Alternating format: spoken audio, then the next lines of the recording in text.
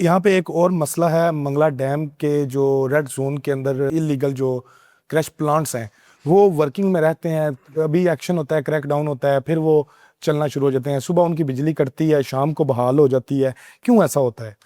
मुझे नहीं पता कि लास्ट टाइम आपने विजिट कब किया होगा उसका। और मुझे आपकी तो अभी एक लास्ट, महीना पहले धमकी मिली है उनकी तरफ से। मैं वही आपको कह रहा हूँ।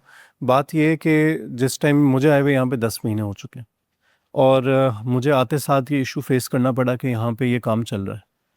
ये समझना ज़रूरी है कि मंगला डैम वापडा की तरफ से एक लेटर इशू हुआ जिसमें बताया गया कि 20 किलोमीटर मंगला डैम के स्पिलवे से नीचे डाउनफ्लो की तरफ 20 किलोमीटर, जो कि उनके हाइड्रोलॉजी डिपार्टमेंट ने डिटर्मिन किया कि कहाँ पे वो रेड लाइन ड्रॉ होती है। हमारी 3 दफ़ा टीमें गई, एडीसीआर उसको हेड करी थी, एसी झेलम साथ गए, और तमाम हमारे माइंस एंड मिनरल्स और ईपी का डिपार्टमेंट गया। हमने बाकायदा वहाँ पे जाके मार्किंग की। हमें पता चल गया कि इसके अंदर कौन से वो 7 क्रश प्लांट्स हैं जो उसके अंदर फॉल करते हैं। ये समझना ज़रूरी है कि 2 किस्म के आपको एनओसी मिल रहे होते हैं। एक ये माइंस एंड मिनरल्स का कि ये ब्लॉक है जहाँ से आप एक्सकवेशन कर सकते हैं, ठीक है ना। वो एरिया मुकर्रर किया जाता है, जो माइन एंड मिनरल्स डिपार्टमेंट मुकर्रर करता है कि ये ब्लॉक है जहाँ से आप एक्सकवेशन कर सकते हैं। उसके बाद स्टोन क्रश एक अलग प्रोसेस है पूरा। माइन एक बंदा जीतता है, फॉर एग्जांपल माइन मैंने जीत ली और मैंने स्टोन क्रश का काम आपको दे दिया कि आप अपना स्टोन क्रश लगाएं और एक्सकवेट कर लें। हो ये रहा था कि मुझे अगर ये ब्लॉक मिला हुआ है, मैं एक्सकवेशन किसी और जगह से कर रहा हूँ।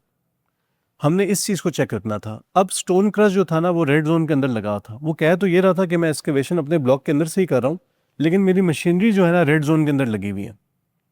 हमने कहा ठीक है, आपने लॉजिक के लिहाज से तो बात ठीक की, लेकिन मेरा चेक रखना आपके ऊपर मुश्किल है, क्योंकि मुझे तो नहीं पता कि आप पत्थर कहाँ से उठा रहे हैं। हमें तो और 100 काम करने हैं। तो रात के टाइम पे आप पे नज़र कौन रखेगा? दिन के टाइम पे हर वक्त कौन सा बंदा खड़ा रहेगा, देखेगा कि ठीक जगह से स्टोन क्रश काम कर रहा है, एक्सकवेशन कर रहा है कि नहीं कर रहा। इसीलिए हमने ये इरादा किया कि रेड जोन के अंदर कोई भी स्टोन क्रश की मशीन लगेगी ही नहीं सिरे से। 7 जो लगे हुए थे उनमें से 5 डिसमेंटल ऑलरेडी हो चुके हैं। 2 ने ट्रिब्यूनल के पास या कोर्ट के पास अपील की हुई है कि हमें यहाँ पे लगा रहना दें, लेकिन हमने उनकी एनओसी कैंसिल कर दी है। तो इस वक्त जो आपको नज़र आ रहा है वो सिर्फ बंद मशीनरी नज़र आ रही है, या वो जगह नज़र आ रही है जहाँ से मशीनरी हटा दी गई है। उनका मलबा भी उनको उठाने का मौका नहीं दिया गया। वो सारी की जगह इस वक्त एज ऑफ नाउ क्लोज्ड है।